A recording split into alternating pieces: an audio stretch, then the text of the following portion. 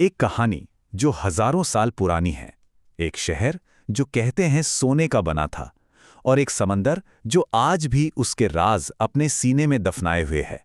ये मामला है भारत के सबसे बड़े रहस्यों में से एक का, डूबी हुई नगरी द्वारका का।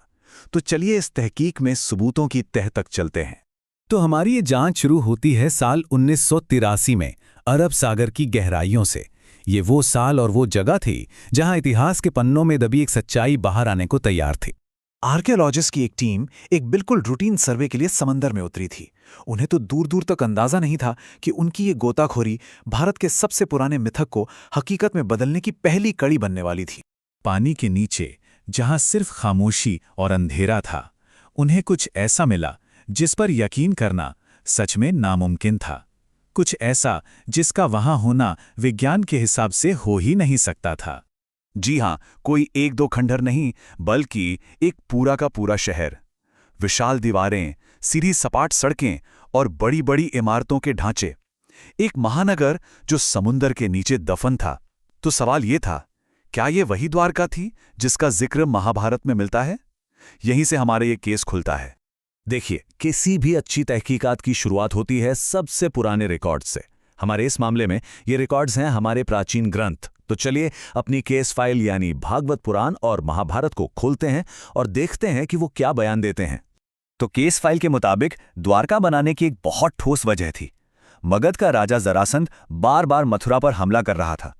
तो अपने लोगों को बचाने के लिए श्री कृष्ण ने एक ऐसा किला बनाने का फैसला किया जिसे कोई दुश्मन भेद ही ना सके। और यहीं पे हमें हमारा पहला सुराग मिलता है। श्री कृष्ण ने समुंदर से जमीन मांगी और समुंदर ने उन्हें तिरीक 12 योजन जमीन दी। इस माप को याद रखिएगा, ये हमारी जांच का एक बहुत अहम सबूत साबित होने वाला है। द्वारका अपने वैभव के शिखर पर थी, सब कुछ बहुत अच्छा चल रहा था, लेकिन नियति ने इसका अंत तो पहले ही लिख दिया था। असल में 2 भविष्यवाणियों ने इस सुनहरे शहर के डूबने की कहानी बहुत पहले ही तय कर दी थी। तो समझिए, यहां 2 श्राप थे जो एक टाइम बॉम्ब की तरह काम कर रहे थे। पहला, महाभारत युद्ध में अपने 100 बेटों को खोने वाली गांधारी का श्राप, और दूसरा, ऋषियों के अपमान की वजह से मिला श्राप। दोनों का इशारा एक ही तरफ था, ठीक 36 साल बाद यदुवंश का सर्वनाश। अब हम अपनी जांच के सबसे अहम पड़ाव पर आते हैं, क्राइम सीन। वो दिन जब ये दोनों भविष्यवाणियां सच हुईं। और मजे की बात यह है कि इस प्रलय का हमारे पास एक चश्मीद गवाह भी था, अर्जुन। हुआ ये कि ठीक 36 साल बाद श्राप का असर शुरू हो गया। यदुवंशी एक उत्सव में नशे में आपस में ही लड़ पड़े और पूरा का पूरा वंश खत्म हो गया। खबर मिलते ही अर्जुन द्वारका पहुंचे। श्रीकृष्ण के आदेश पर उन्होंने बचे हुए लोगों को शहर से बाहर निकाला, और हमारे गवाह अर्जुन के बयान के मुताबिक जैसे ही आखिरी इंसान ने शहर छोड़ा, समंदर की लहरों ने पलक झपकते ही पूरी द्वारका को निगल लिया। तो प्राचीन गवाही हमने देख ली। अब वापस लौटते हैं आज के दौर में और देखते हैं कि समंदर के नीचे मिले फॉरेंसिक सबूत क्या कहते हैं। क्या विज्ञान उन दावों की पुष्टि कर पाएगा जो हजारों साल पहले लिखे गए थे?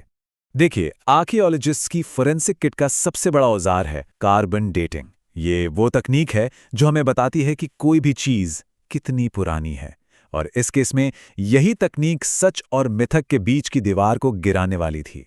तो एस मॉडर्न जांच की शुरुआत 1983 में डॉक्टर SR राव की टीम ने की। सालों तक चली उनकी खोज ने दुनिया को सच में चौंका दिया। बाद में 2007 में भारतीय पुरातत्व सर्वेक्षण यानी ASI ने इस मिशन को और आगे बढ़ाया।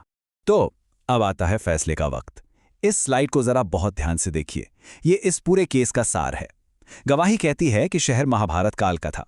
फॉरेंसिक रिपोर्ट यानी कार्बन डेटिंग भी यही कहती है। गवाही कहती है कि शहर का आकार 12 योजन था, और पानी के नीचे मिले शहर का नाप भी ठीक 12 योजन है। गवाही कहती है कि यह एक बड़ा बंदरगाह था, और वहां मिले सैकड़ों जहाजों के लंगर भी यही कहानी कहते हैं। एक एक सबूत प्राचीन कहानी से बिल्कुल हूबहू मेल खाता है। लेकिन इस केस में एक आखिरी पेंच अभी भी बाकी है। हमारे चश्मदीद गवाह अर्जुन का बयान है कि शहर एक पल में डूब गया, लेकिन विज्ञान कहता है कि समंदर का जलस्तर बढ़ने में हजारों साल लगते हैं। ये धीरे धीरे होता है। तो फिर इस बात को कैसे सुलझाया जाए? क्या कोई भयंकर सुनामी आई थी, या कोई ऐसा विनाशकारी भूकंप जिसने जमीन को ही समंदर में धंसा दिया? ये इस पहेली का वो आखिरी टुकड़ा है जो अभी भी गायब है। तो आखिर हम कहाँ खड़े हैं? क्या द्वारका सिर्फ एक कहानी है या एक ऐसी हकीकत जिसका सबूत अब हमारी आंखों के सामने है? या फिर ये एक ऐसा रहस्य है जो हमें याद दिलाता है कि हमारा इतिहास हमारी कल्पना से कहीं ज्यादा गहरा और पेचीदा है? इसका जवाब शायद अभी भी उन्हीं गहराइयों में छिपा है जहां कभी द्वारका नगरी खड़ी थी।